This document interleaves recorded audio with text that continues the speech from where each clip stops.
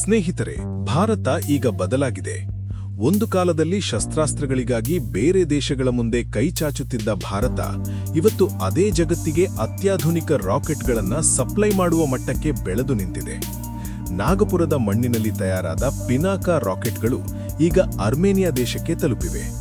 ಶತ್ರುಗಳ ಎದೆಯಲ್ಲಿ ನಡುಕ ಹುಟ್ಟಿಸುವ ಈ ದೇಶಿ ಶಕ್ತಿ ಈಗ ಇಡೀ ಜಗತ್ತಿನ ಗಮನ ಸೆಳೆದಿದೆ.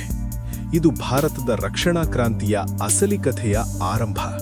ಸ್ನೇಹಿತರೆ, 2026ರ ಜನವರಿ ತಿಂಗಳು ಭಾರತಕ್ಕೆ ತುಂಬ ಸ್ಪೆಷಲ್.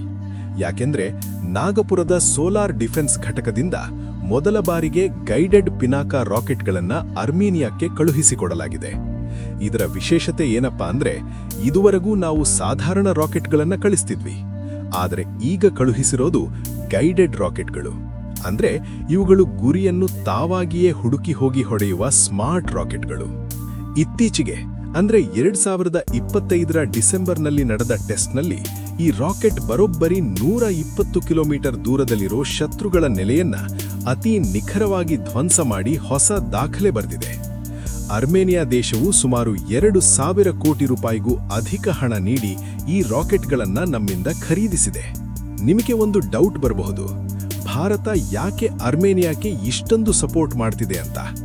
ಇಲ್ಲಿರೋ ಗೇಮ್ ಪ್ಲಾನ್ ಏನಂದ್ರೆ, ಪಾಕಿಸ್ತಾನ ಮತ್ತು ಟರ್ಕಿ ದೇಶಗಳು ಅರ್ಮೇನಿಯಾದ ಎದುರಾಳಿಯಾದ ಅಜರ್ಬೈಜಾನ್ಗೆ ಶಸ್ತ್ರಾಸ್ತ್ರ ನೀಡ್ತಿವೆ.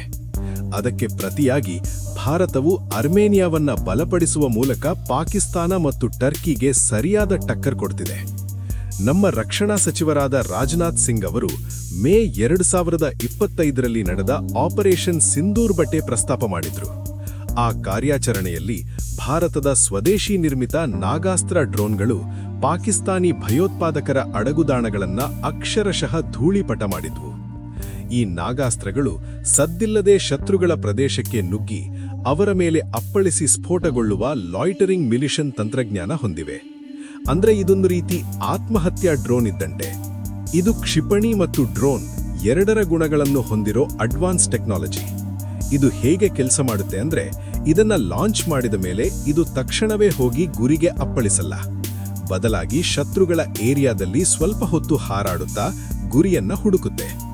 ಇದರಲ್ಲಿರೋ ಕ್ಯಾಮೆರಾ ಮತ್ತು ಸೆನ್ಸಾರ್ಗಳು ಶತ್ರುಗಳ ಟ್ಯಾಂಕ್ ಅಥವಾ ಬಂಕರ್ಗಳನ್ನು ಗುರುತಿಸಿದ ತಕ್ಷಣ ಹದ್ದಿನಂತೆ ವೇಗವಾಗಿ ಹೋಗಿ ಅಪ್ಪಳಿಸಿ ಸ್ಫೋಟಗೊಳ್ಳುತ್ತವೆ. ಆಪರೇಷನ್ ಸಿಂಧೂರ್ ಯಶಸ್ಸಿನ ನಂತರ ಫ್ರಾನ್ಸ್ ಸೇರಿದಂತೆ ಹಲವು ದೇಶಗಳು ಭಾರತದ ಈ ಟೆಕ್ನಾಲಜಿ ಮೇಲೆ ಕಣ್ಣಿಟ್ಟಿವೆ. ಅಷ್ಟೇ ಅಲ್ಲ ಸ್ನೇಹಿತರೆ, ಸೋಲಾರ್ ಗ್ರೂಪ್ ಅಭಿವೃದ್ಧಿಪಡಿಸಿರೋ ಭಾರ್ಗವಾಸ್ತ್ರ ಅನ್ನೋ ಆಂಟಿ ಡ್ರೋನ್ ಸಿಸ್ಟಮ್ ಕೂಡ ರೆಡಿಯಾಗಿದೆ. ಇದು ಏಕಕಾಲಕ್ಕೆ 60 ಕಿರು ಕ್ಷಿಪಣಿಗಳನ್ನು ಉಡಾಯಿಸಿ ಶತ್ರುಗಳ ಡ್ರೋನ್ ಸಮೂಹವನ್ನೇ ನಾಶ ಮಾಡುತ್ತದೆ. ಒಟ್ಟಿನಲ್ಲಿ ಆಪರೇಷನ್ ಸಿಂಧೂರ್ ನಂತರ ಇಡೀ ಜಗತ್ತು ಇಂಡಿಯನ್ ಶಸ್ತ್ರಾಸ್ತ್ರಗಳ ಹಿಂದೆ ಬಿದ್ದಿದೆ. ಸ್ನೇಹಿತರೆ, ಭಾರತದ ಡಿಫೆನ್ಸ್ ಸೆಕ್ಟರ್ ಎಷ್ಟು ಸ್ಪೀಡಾಗಿ ಬೆಳೀತಿದೆ ಅಂದ್ರೆ, 2014ರಲ್ಲಿ ನಮ್ಮ ರಕ್ಷಣಾ ಉತ್ಪಾದನೆ ಬರೀ 46,000 ಕೋಟಿ ಇತ್ತು. ಇವತ್ತು ಅದು 1.54 ಲಕ್ಷ ಕೋಟಿ ರೂಪಾಯಿ ದಾಟಿದೆ. ಮೊದಲು ನಾವು ಬರೀ ಸಣ್ಣಪುಟ್ಟ ಬಿಡಿಭಾಗಗಳನ್ನು ಮಾತ್ರ ರಫ್ತು ಮಾಡುತ್ತಿದ್ವಿ.